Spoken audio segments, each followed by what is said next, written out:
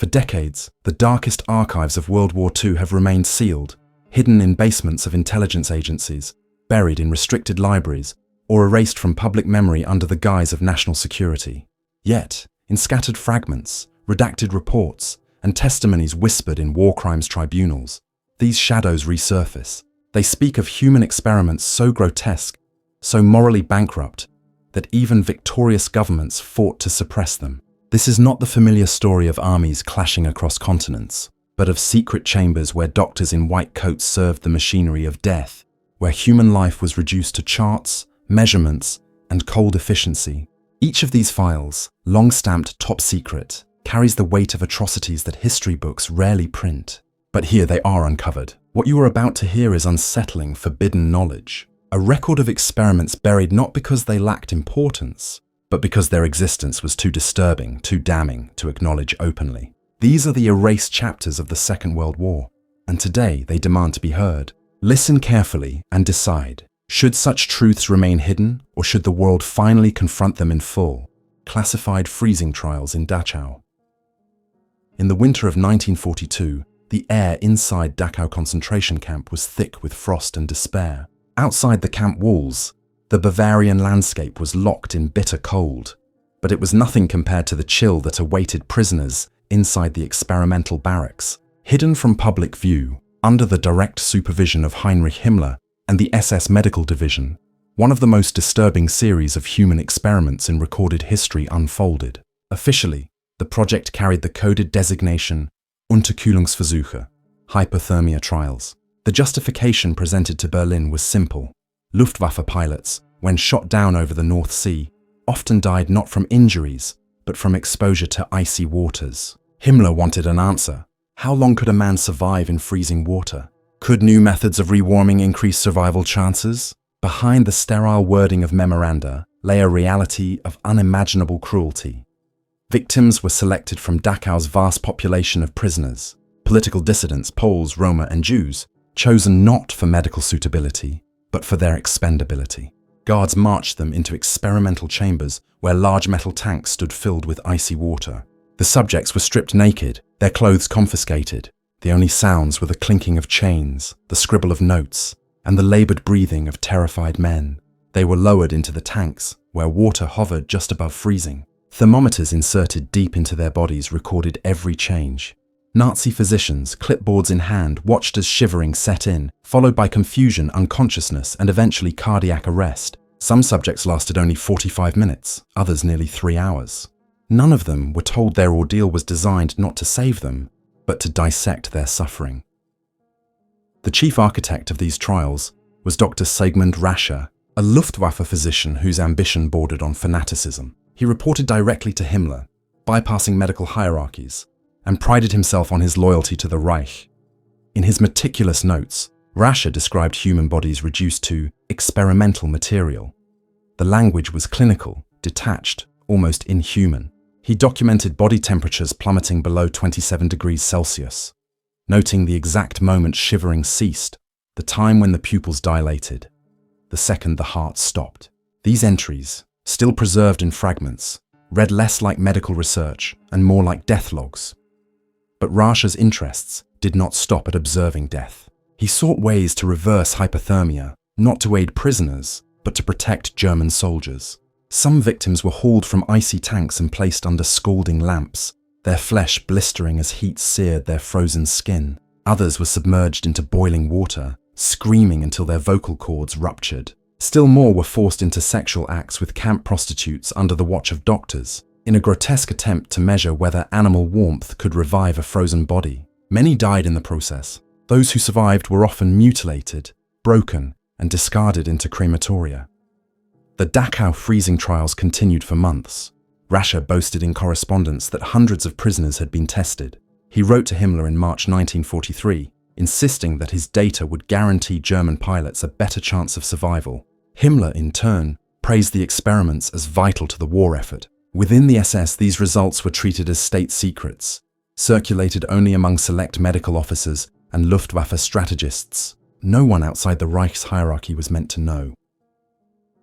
When the war ended in 1945, the Allies uncovered fragments of Rascher's records, Photographs of victims submerged in water tanks, notes with chilling precision, and testimonies from camp survivors shocked even hardened investigators. At the Nuremberg doctors' trial, Dachau's freezing experiments were cited as evidence of crimes against humanity. Prosecutors displayed tables where human beings had been reduced to data points: time to unconsciousness, time to death, temperature thresholds.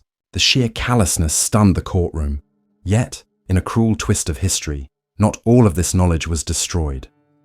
Behind closed doors, both American and British military officials debated whether Rascher's findings could be useful. With the Cold War looming, survival data for pilots and naval forces suddenly carried strategic value. Declassified US Air Force memoranda from the late 1940s reveal a troubling reality. Some of the Dachau data was quietly copied and stored in military archives, though publicly condemned. Ethical debates raged within Allied medical circles, yet whispers suggest that fragments of Rascher's work informed Cold War-era manuals on pilot survival in extreme conditions. Officially, governments distanced themselves, but the shadow of complicity lingered. Rascher himself did not live to face trial. Accused of corruption and medical fraud, he fell out of favor with Himmler before the war ended. In April 1945, he was executed inside Dachau, shot by SS guards, likely to silence him before liberation. His death erased a living witness, but his papers, scattered across offices in Berlin and Munich, told enough of the story. Survivors testified to the screams echoing across barracks when men were plunged into icy tanks. Others recalled the smell of burnt flesh when scalding lamps scorched half-dead bodies. The cruelty was not hidden from the camp's prisoners. It was part of the terror. A reminder that they were no longer human, only raw material for the Reich's science. The Dachau freezing trials have remained one of the most disturbing examples of medicine twisted into torture. Yet their legacy is haunted by moral questions that remain unresolved. Should data obtained through such brutality ever be used? Does preserving it dishonor the dead? Or does erasing it risk repeating history? In 1989, fragments of the original records surfaced in declassified NATO files, reigniting debates. Journalists uncovered survival handbooks for Arctic pilots that bore eerie similarities to Rascher's notes. Officials denied direct links, but the timing and content raised suspicions. To this day, scholars argue over how much of the Dachau research infiltrated post-war military science. The true horror of the freezing experiments lies not only in the suffering endured, but in the cold rationality behind it. These were not crimes of passion or battlefield atrocities. They were deliberate, calculated, methodically planned operations, signed off by the highest authorities of the SS and Luftwaffe. Each victim's agony was plotted on a graph, each death entered into a ledger. In the logic of the Reich, their humanity had already been stripped away. They were statistics in service of the state. Standing in Dachau today, visitors can walk through reconstructed barracks and memorials. The experimental buildings were demolished long ago, but echoes of their history remain. Tour guides recount the freezing trials in hushed tones, their words heavy with the weight of suppressed memory. Survivors, now few in number, once described the haunting sound of ice cracking in metal tanks, mingled with the desperate cries of the condemned. Their testimonies ensure that, even if governments tried to erase the files, the truth cannot be fully buried. The Dachau experiments remain a stain on medical history, a reminder of how easily science can become weaponized when detached from ethics. They were designed not to heal, but to serve war, to prolong combat, to treat men as expendable instruments. And yet, their legacy lingers in military archives, in whispered debates, in the uncomfortable possibility that even the victors of the war may have quietly benefited from their results. Classified for decades, partially erased, but never fully forgotten, the freezing trials of Dachau stand as one of the most chilling chapters of World War II, where the human body became a battlefield of science and cruelty. Forbidden gas chamber experiments exposed. When most people hear the words gas chambers, the image that comes to mind is that of extermination facilities. Auschwitz, Majdanek, Sobibor, where Zyklon B was deployed to annihilate entire populations. But buried deeper in archives of the Reich's chemical warfare programs lies another, even more disturbing layer. Beyond extermination, SS scientists and military chemists orchestrated controlled human trials with chemical agents under strict directives from Berlin. The objective was chilling, not only to test killing efficiency, but also to assess the battlefield potential of new, more advanced gases. These were not random atrocities. They were coordinated experiments, documented in internal memoranda, connected directly to the Reich's secret stockpiles of nerve agents, substances that would later shape the Cold War arms race. The experiments began in 1941, following the rapid development of nerve agents such as Tabun and later sarin, produced at IG Farben's sprawling Dachau Firth facility in Silesia. While official Nazi propaganda spoke of Germany's superiority in warfare, the Reich secretly feared Allied advances in chemical weapons. Hitler himself, a survivor of gas attacks in World War I, publicly avoided their use. Yet within the SS, Himmler authorized covert research into their battlefield effectiveness. Test sites were chosen in occupied Poland and within camps like Auschwitz and Majdanek, where secrecy was guaranteed by barbed wire and the absence of surviving witnesses. Prisoners were locked in reinforced concrete rooms, while carefully measured quantities of tabun or prototype gases were introduced. Observers in protective suits, standing behind glass partitions, documented every stage of agony. The results were recorded with clinical detachment. Victims exposed to tabun convulsed violently, their muscles seizing as respiratory systems collapsed. Others subjected to sarin gas experienced foaming at the mouth, uncontrollable twitching, and death within minutes. Guards with clipboards noted the time to collapse, the sequence of symptoms, and the precise interval to death. In some cases, survivors were deliberately revived with atropine injections, not to spare them, but to expose them again, prolonging suffering for the sake of data. Prisoners were not individuals in these trials. They were anonymous subjects, reduced to numbers in logbooks stamped Geheime Reichssache, state secret. Unlike Zyklon B, which was mass-produced for extermination, these gases were handled in small, controlled quantities. Their purpose was experimentation, not extermination on an industrial scale. Evidence suggests that the SS envisioned deploying nerve agents on the Eastern Front, perhaps against Soviet forces in urban warfare. Yet fear of retaliation, coupled with Hitler's personal aversion, prevented their use in open battle. Instead, the chambers became laboratories of terror, where civilians and POWs endured weapon trials never officially acknowledged in Reich records. This was science conducted in shadows, detached from even the twisted logic of racial extermination. It was purely military research, carried out on human beings who had no chance of survival. After the war, when Allied forces discovered stockpiles of tabun and sarin, they were stunned. These nerve agents were unlike anything in their own arsenals. Entire plants dedicated to their production were captured intact in Silesia and later dismantled. The Allies realized that the Nazis had not only mastered chemical extermination, but also pioneered a new generation of battlefield weapons. What they did not realize immediately, however, was that prisoners had been used to test these agents. It was only through fragments of captured documents and survivor testimonies that the truth began to emerge. At the Nuremberg trials, chemical experiments received less attention than other atrocities, overshadowed by the scale of extermination camps. Yet buried in the testimony of Auschwitz survivor Miklos Niesli and corroborated by Polish underground reports were descriptions of sealed chambers used for unknown gases.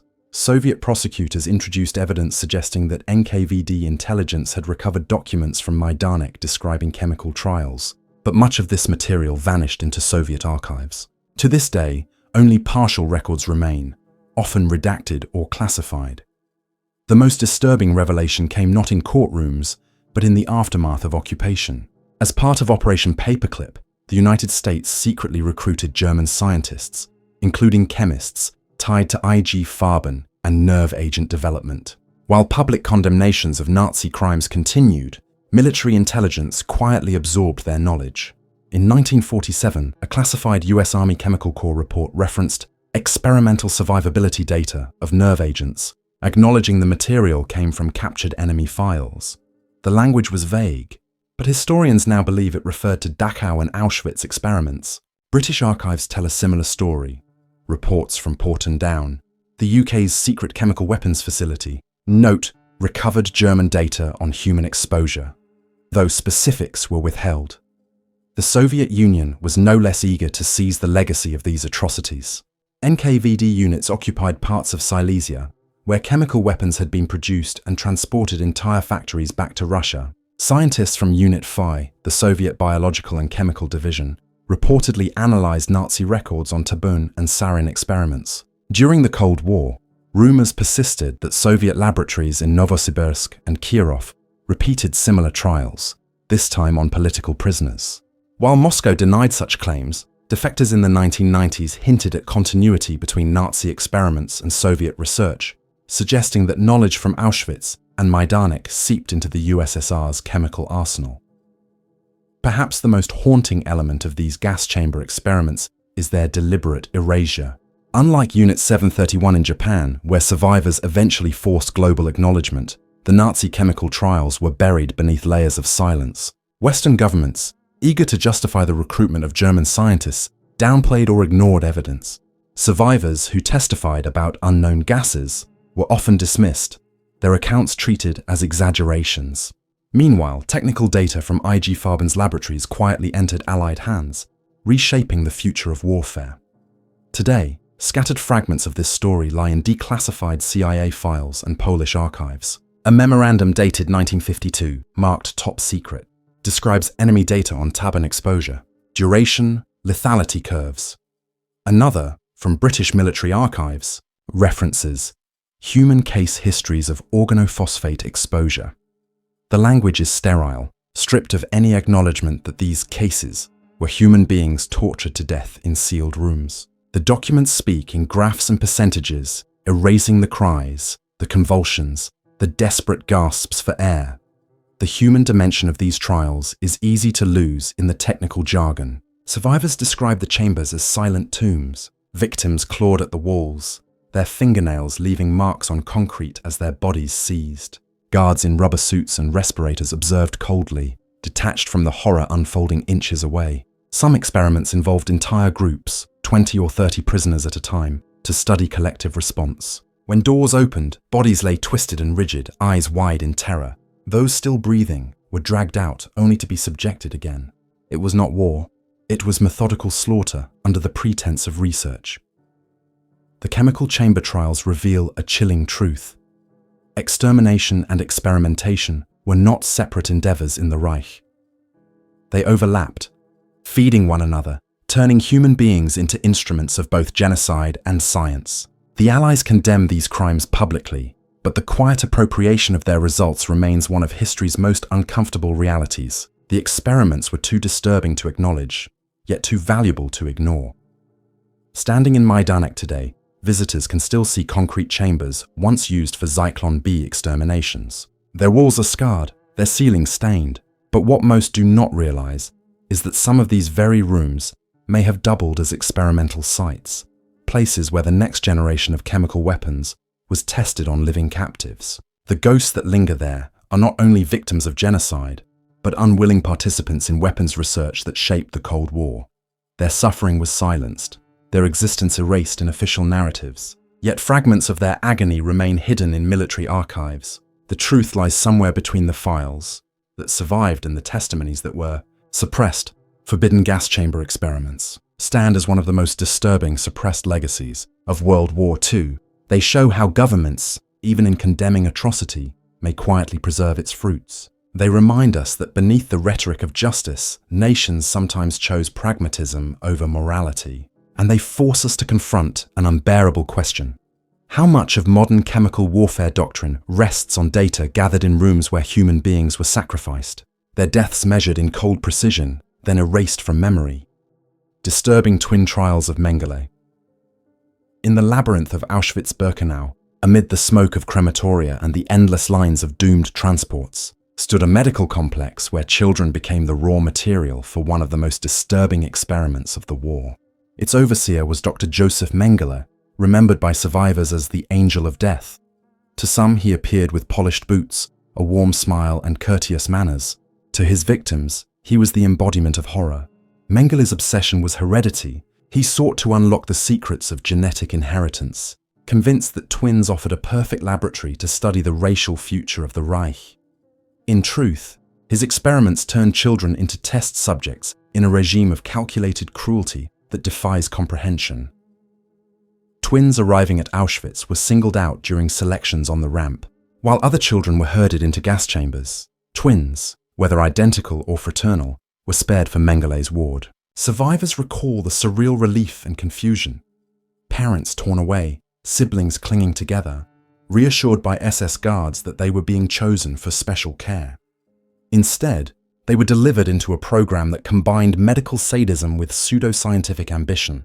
Between 1943 and 1945, it is estimated that over 1,500 sets of twins passed through Mengele's hands. Only a fraction survived. Inside his laboratory, conditions resembled a grotesque parody of medical research. Twins were measured daily: head circumference, eye color, bone length, skin tone, all catalogued with obsessive precision.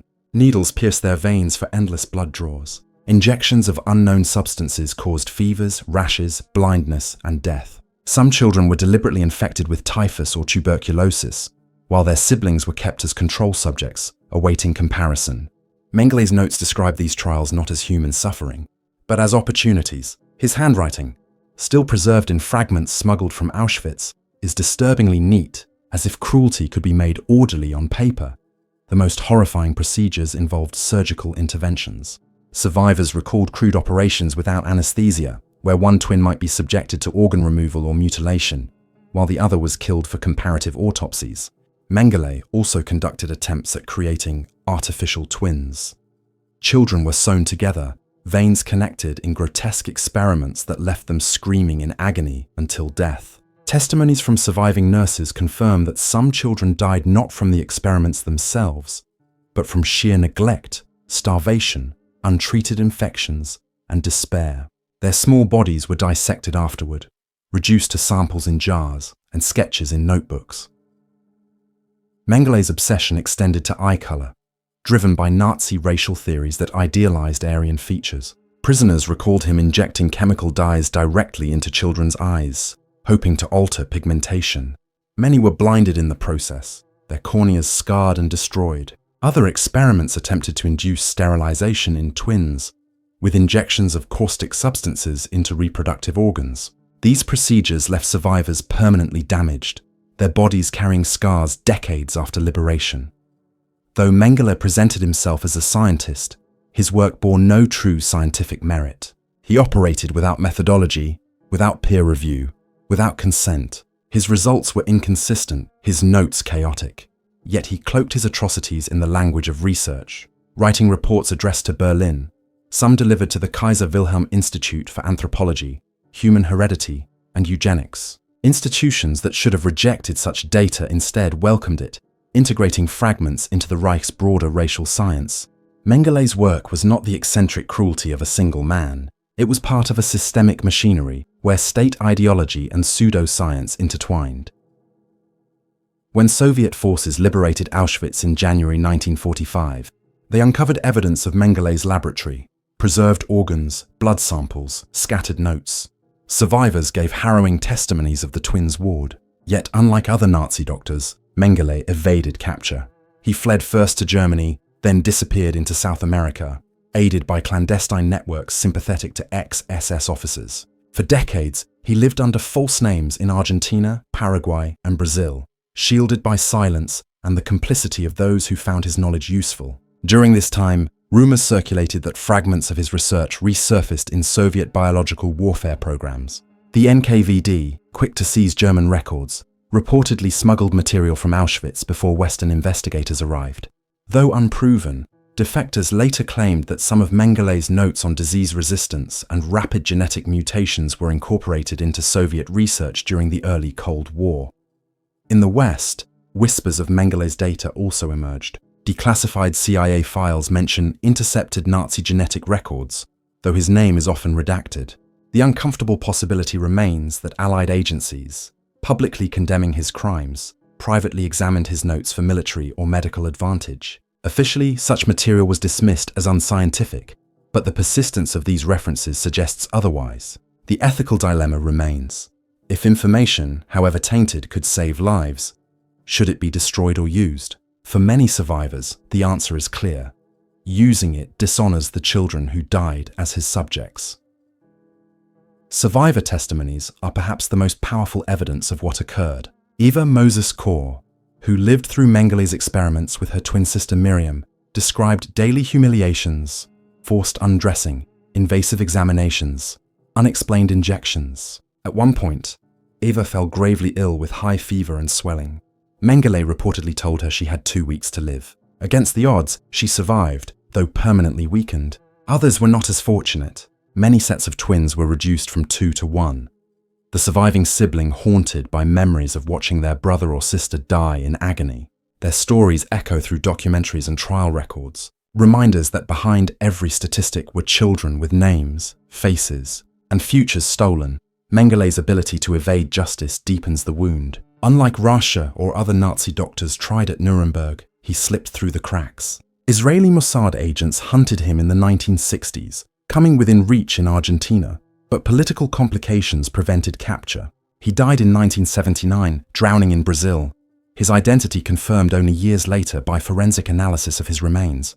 His death deprived the world of a trial, a reckoning, a moment where survivors could confront their tormentor. Instead, his legacy lingers in archives, testimonies, and the scars carried by those who lived. The disturbing twin trials of Mengele force us to confront not only the depths of cruelty, but also the vulnerability of science to ideology. His experiments were not aberrations. They were the logical extension of a state that valued ideology above ethics, that weaponized medicine for racial ambition. And yet, the suppression of his records, the whispers of their appropriation, remind us that even the victors of war are not immune to compromise. The moral stain is not confined to Auschwitz. It stretches into the shadows of the Cold War, where fragments of his atrocities may have shaped scientific programs in both East and West. Today, memorials at Auschwitz honor the memory of the children used in these experiments. Photographs show rows of young faces, twins clutching each other's hands, unaware of what awaited them. Their innocence, exploited and destroyed, stands as the starkest indictment of Mengele's work. In museums, glass cases display remnants of his laboratory, syringes, surgical tools, preserved samples, silent witnesses to the cruelty enacted there. Visitors leave in silence, grappling with the enormity of what was done in the name of science and ideology. The disturbing twin trials cannot be dismissed as distant history. They remain urgent reminders of how science can be corrupted when divorced from humanity, how children can become tools of power, and how knowledge obtained through suffering tempts even those who condemn it. Mengele's ward in Auschwitz is gone. His experiments ended in fire and liberation, but their shadows endure. And within those shadows lies the question that history still struggles to answer. How far have we truly come in ensuring that such atrocities can never be repeated? Hidden Soviet human endurance programs. When the world turned its gaze upon the horrors of Nazi medicine at Nuremberg, another regime was already conducting its own secret experiments thousands of kilometers east, beyond the reach of foreign journalists or war crimes investigators. In the Soviet Union, under Joseph Stalin's rule, the Gulag system provided an endless supply of expendable bodies for projects hidden under layers of state security. The NKVD, the secret police apparatus that would later become the KGB, oversaw a series of classified human endurance programs designed to test the breaking point of body and mind. While Nazi atrocities were exposed in courtrooms and condemned by the international community, Soviet projects remained buried, erased by censorship and protected by the iron wall of secrecy.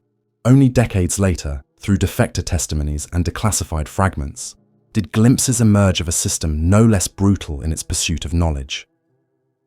The roots of these programs can be traced to the early 1940s, as the Red Army reeled under the German invasion. Facing catastrophic losses, Soviet leaders demanded new strategies to extend soldier survival under extreme conditions, frozen landscapes, starvation, and chemical exposure.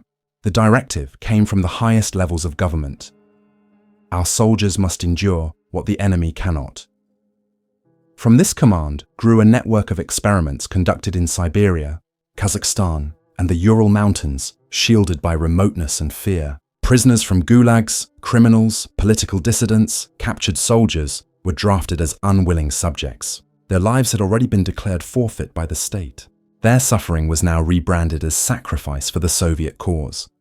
Project Ognivo, meaning flint in Russian, was among the most infamous. Conducted in Novosibirsk under NKVD supervision, it sought to measure human limits in extreme cold. Prisoners were stripped of adequate clothing and ordered to march or dig trenches in permafrost for hours, sometimes days, while researchers monitored physiological collapse. Thermometers recorded internal temperatures, notebooks filled with data on frostbite progression, hallucinations, and organ failure. Some subjects were left exposed overnight in temperatures plunging below -40 degrees Celsius, their frozen corpses photographed at dawn for autopsy. Survivors of these trials, though few, later testified to interrogators that guards mocked them as living thermometers, useful only for the moment before they died. Parallel programs tested starvation endurance. In camps near Vorkuta, prisoners were placed on calorie restrictions as low as 300 per day, barely enough to sustain life.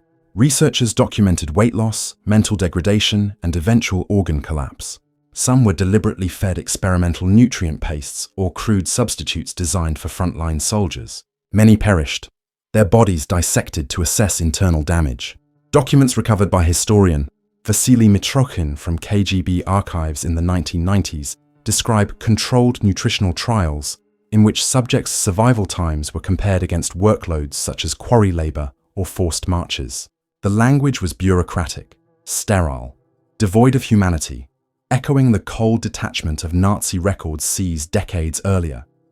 The Soviets also experimented with chemical exposure. In secret laboratories near Sverdlovsk, prisoners were subjected to mustard gas, phosgene, and other chemical agents under controlled conditions. While Nazi scientists in camps tested taboon and sarin, Soviet researchers focused on the endurance of unprotected bodies in battlefield scenarios.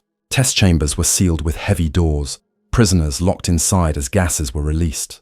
Protective equipment was deliberately withheld to simulate worst-case battlefield exposure. Guards in respirators watched through glass panels, recording symptoms with stopwatches. Survivors were sometimes treated with crude antidotes, only to be re-exposed once partially recovered. Testimony from defectors decades later described corpses stacked like firewood outside the labs, their remains hastily buried to conceal evidence. Unlike the Nazis, who documented their crimes with obsessive precision, the Soviets operated under stricter secrecy.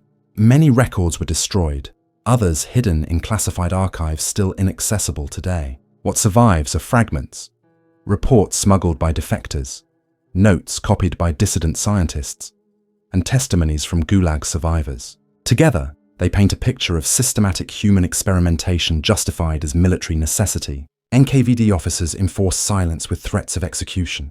Doctors who hesitated were themselves imprisoned. In one chilling case, a scientist who questioned the ethics of Project Ognivo disappeared into the Gulag, his name erased from records. The Cold War magnified the importance of these experiments. By the 1950s, Soviet and American forces were locked in a race to prepare for potential nuclear conflict. Survival under extreme conditions, radiation, hunger, cold, became a priority for military planners. Western intelligence agencies began intercepting hints of Soviet endurance programs. Declassified CIA reports from the early 1960s mention rumored trials on human subjects in Siberian laboratories, though details remained elusive. Analysts speculated that Soviet advances in Arctic survival, particularly among pilots and submarine crews, owed something to these hidden experiments. The possibility unsettled Western leaders. While the world condemned Nazi atrocities, their Cold War adversary might have been quietly continuing the same practices behind closed doors. Defector testimonies in the 1990s confirmed much of what had been suspected. Vasily Mitrokhin, a former KGB archivist who fled to Britain, described files documenting biological and endurance trials on Gulag prisoners. Other defectors spoke of experimental compounds tested on soldiers and convicts, designed to increase stamina or blunt hunger. Some described stimulant injections that left subjects awake for days, followed by psychosis and death. The Soviet military reportedly integrated some findings into training manuals, though always sanitized of their origins. Officially, these results were presented as outcomes of animal trials or field studies. The human suffering behind them was buried beneath layers of secrecy. Survivor accounts add a human face to the statistics. One former prisoner, interviewed after emigrating to Israel, recalled being forced to march barefoot across ice fields until his feet bled. Another described being placed in a sealed chamber with chemical vapors, clawing at the door as guards laughed. Many spoke of comrades collapsing beside them, never to rise again. Their stories, long dismissed as exaggerations, gained credibility as Soviet archives opened briefly in the 1990s. Historians cross-reference testimonies with recovered documents, finding chilling consistencies, dates, locations, even the names of supervising officers. The ethical dilemmas echo those posed by Nazi data. Should the results of such experiments be preserved or destroyed? In the West, some scientists secretly hope to access Soviet findings, particularly on endurance in cold climates. NATO Arctic training manuals from the 1970s show suspicious similarities to descriptions in Mitrokhin's files. Though no government admits to using the data, the parallels are difficult to ignore. Once again, knowledge born from suffering tempted even those who condemned the methods. The hidden Soviet endurance programs illustrate the universality of cruelty when ideology and survival converge. Stalin's regime, obsessed with proving Soviet superiority, reduced human beings to expendable instruments, just as the Reich had done. Yet the Soviet system proved more effective at erasure. While Nazi crimes were displayed in courtrooms and broadcast worldwide, Soviet experiments remained buried for decades. Even now, much of the truth lies locked in Russian archives, inaccessible to scholars, shielded by the politics of denial. Walking through former Gulag sites today, overgrown with weeds and silence, it is difficult to imagine the scale of suffering once inflicted there. Crumbling barracks and rusting barbed wire are all that remain of camps, where prisoners were transformed into test subjects. The tundra hides countless unmarked graves, bodies of men and women sacrificed for data, never acknowledged. Unlike Auschwitz, there are no large memorials, no museums filled with testimony. The Soviet state ensured that memory itself was a casualty. And yet, through scattered documents and survivor voices, fragments of truth persist. The hidden Soviet endurance programs remind us that atrocity was not the monopoly of one regime. The 20th century was marked by multiple governments willing to erase humanity in pursuit of military advantage. These trials were concealed, their records purged, but the echoes remain in Cold War archives, in whispered testimonies, in the scars carried by the few who survived. They are a warning that secrecy can shield crimes as monstrous as those once exposed in Nuremberg, and that history's darkest chapters may still lie waiting in sealed vaults. Erased Japanese Unit 731 Atrocities. In the frozen plains of Manchuria, near the city of Harbin, stood a complex that looked like a military outpost from the outside. Rows of barracks, laboratories, and incinerators spread across more than 6 square kilometers, its perimeter bristling with fences and watchtowers. Officially, it was the Epidemic Prevention and Water Purification Department of the Imperial Japanese Army. In reality, it was Unit 731, one of the most secret and most horrifying programs of the Second World War. Under the command of General Shiro Ishii, this facility turned human beings into experimental material for biological warfare, conducting atrocities so disturbing that even in the post-war reckoning at Tokyo, much of the evidence was deliberately erased. Governments on both sides of the Pacific judged the knowledge too valuable to lose, ensuring that Unit 731's crimes would remain partly buried for decades. Unit 731 was established in 1936, as Japan tightened its grip on occupied Manchuria. Its mission was to develop biological weapons that could devastate enemy populations. Ishii, a brilliant yet ruthless microbiologist, convinced military leaders that bacteria and viruses could achieve what conventional weapons could not: mass destruction at minimal cost. He argued that Japan could cripple the Soviet Union and China without expending vast armies or resources. With approval from Tokyo, Ishii was given extraordinary freedom to pursue this vision. What followed was one of the darkest chapters in the history of human experimentation. Prisoners, Chinese civilians, captured resistance fighters, Korean laborers, Mongols, and Allied POWs were brought to the compound under guard. Once inside, they ceased to be people. Guards and doctors referred to them as maruta, or logs, a dehumanizing term that allowed atrocities to proceed with bureaucratic detachment. Subjects were exposed to pathogens such as plague, cholera, anthrax, and typhus. Infections were deliberately induced through injections, contaminated food, or exposure to carriers like fleas. Victims were then monitored as diseases consumed their bodies. Fevers rose, organs failed, and death came slowly. The purpose was not treatment, but observation. Autopsies were performed, often while victims were still alive, to study disease progression in real time.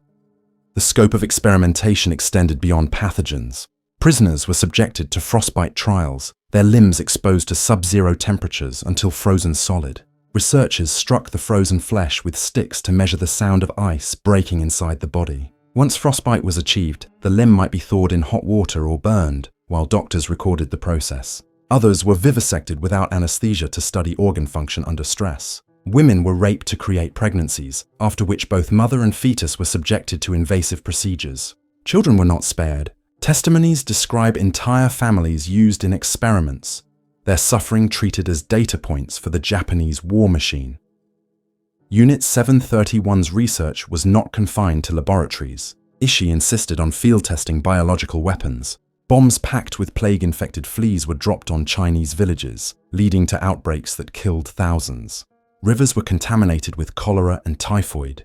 Crops were sprayed with pathogens, destroying food supplies and spreading famine. These operations were conducted with military precision, often accompanied by disguised Japanese medical teams who monitored the results. Villagers, unaware of the source of their suffering, perished in epidemics that seemed natural, but were in fact orchestrated massacres. Conservative estimates suggest that between 200,000 and 300,000 people died as a direct result of Unit 731's activities. When Japan surrendered in August 1945, Unit 731's leadership faced an existential crisis. Unlike Nazi doctors who were quickly targeted for prosecution, Ishii and his staff had something the victors desperately wanted: data. As Soviet forces closed in on Manchuria, Ishii ordered the destruction of facilities and the execution of surviving prisoners.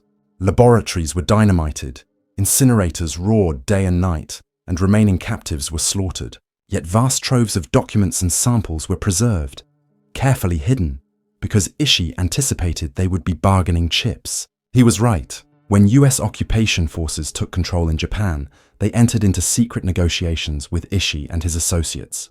In exchange for immunity from prosecution, Unit 731 scientists provided their research to American military intelligence. Diseases, weapon designs, field trial data, knowledge extracted from countless victims, were quietly shipped to Fort Detrick in Maryland, the center of America's biological warfare program.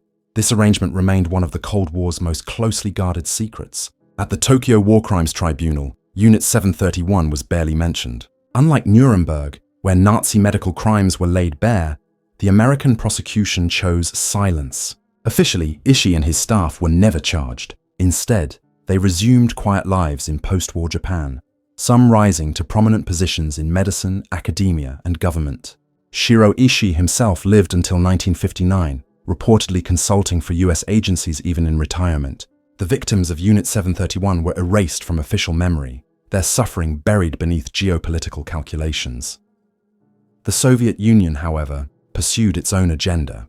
Soviet forces captured some of Unit 731's outlying facilities and interrogated staff. In December 1949, a military tribunal in Khabarovsk tried 12 Japanese officers for biological warfare crimes. Unlike the US, the Soviets exposed details of plague bombings, frostbite trials, and human vivisection. The proceedings produced harrowing testimony and documented evidence. Yet Western governments dismissed the Khabarovsk trial as propaganda, unwilling to acknowledge truths that conflicted with their own deals with Ishii's men. As a result, much of the world ignored the revelations, reinforcing the silence around Unit 731. For decades, survivors' voices struggled to be heard. Chinese families who lost relatives to plague bombings, Korean laborers who endured experiments, and a handful of Japanese whistleblowers all spoke of the atrocities, but their testimonies were marginalized. Tokyo maintained official silence, citing lack of records. Washington refused to release files, citing national security. It was not until the 1980s that Japanese activists and journalists began uncovering archives and pressuring the government for recognition. Slowly, fragments of truth emerged: declassified documents, survivor interviews, and testimonies from former Japanese soldiers who admitted their role. The picture that formed was even darker than many had imagined. The question of how much of Unit 731's data remains in use today is deeply unsettling. Declassified US Army reports from the 1950s reference captured Japanese data on frostbite and bacterial dissemination. Military historians note that American advances in cold weather, survival, and biological warfare in the early Cold War period bear suspicious resemblance to Ishii's research. While official statements insist such data was of limited value, the fact remains: It was preserved, studied, and perhaps integrated. The Soviet Union, too, is believed to have incorporated Unit 731 material into its own biological warfare programs, though Moscow has never confirmed it. Thus, the knowledge purchased with human suffering did not vanish with ISI's laboratories. It seeped into the arsenals of superpowers. Today, remnants of Unit 731's complex still stand in Harbin. Parts have been transformed into a museum, where rusting instruments and preserved bones testify to the crimes committed there. Visitors walk through reconstructed chambers, read survivors' accounts, and confront evidence long suppressed. Yet many questions remain unanswered. How many documents remain classified in Washington? How many victims' names will never be known? And how much of the world's current understanding of biological warfare rests on a foundation built from atrocity? The erased atrocities of Unit 731 reveal not only the capacity for human cruelty, but also the willingness of nations to bury truth for strategic gain. Unlike Nazi doctors exposed at Nuremberg, Ishi and his men escaped accountability, shielded by their usefulness to the victors. Their victims were silenced not only by death, but by deliberate political choice. Even now, debates rage in Japan over whether to fully acknowledge Unit 731 in textbooks, memorials, and government statements. Survivors and descendants demand recognition, while officials hedge, wary of reopening wounds tied to national pride and international relations. Unit 731's legacy is one of atrocity, compounded by erasure. It forces us to confront the uncomfortable truth that justice was sacrificed on the altar of Cold War necessity. It shows that memory itself can be manipulated. Crimes erased not because they did not happen, but because they were too valuable to admit. And it reminds us that behind every page of classified data, every declassified report, there are human beings who suffered and died, their names lost, their voices silenced, their dignity denied. They were not logs. They were fathers, mothers, children.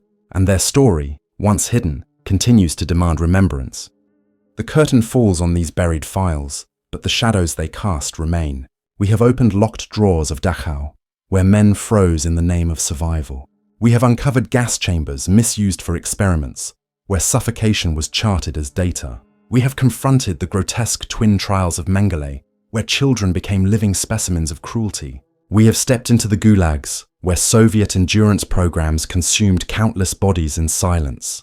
And finally, we have walked through the gates of Harbin, where Unit 731 turned human beings into test subjects for plague and frostbite, their suffering traded away for Cold War secrets. Yet even now questions linger. How much of this knowledge still guides military science? How many documents remain locked in vaults, marked top secret? How many truths were deliberately erased so nations could wield forbidden data without consequence? These experiments were not accidents of war. They were choices, calculated and methodical. As long as archives remain sealed and governments remain silent, history itself becomes a battlefield. The question is no longer whether these stories should be told, but whether we can afford to keep them hidden any longer. The shadows demand an answer.